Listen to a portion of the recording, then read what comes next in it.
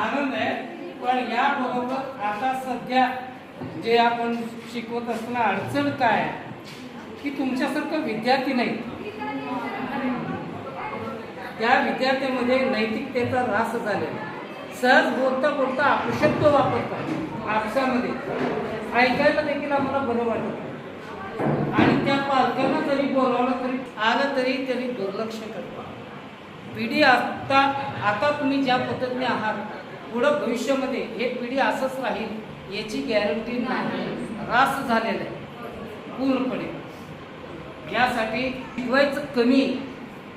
पाठ्यपुस्तक जे आहे ते पाठ्यपुस्तक म्हणजे पास करण्यासाठी, हे पास करण्यासाठी असू द्या, त्यांनी नाही लिहिलं तरी आम्ही पास करू. पण सगळ्यात महत्त्वाचं या ठिकाणी आपण संस्कार घेतला पाहिजे. संस्कार घेतला पाहिजे. ते संस्कारच शून्य होत चाललेले, याचं खूप दुःख वाटतं, वाईट वाटतं. आता 10वीचे विद्यार्थी लिहिता वाचता येत नाही सर, मी स्पष्ट सांगतो. अजून देखील 10वीच्या विद्यार्थ्यांना मराठीमध्ये स्वतःचं नाव लिहिता येत नाही, असे असंख्य विद्यार्थी आहेत. पण त्या विद्यार्थ्यांना सांगितलं की बा तुम्ही रोज एक पेज, फक्त एक पान कुठल्याही विषयाचं पुस्तक बघा आणि आहे तसं लिहून आणा. आणि तुम्ही कितीही सांगा लिहून आणा. प्रयत्न आम्ही किती म्हणून करणार. पालकांना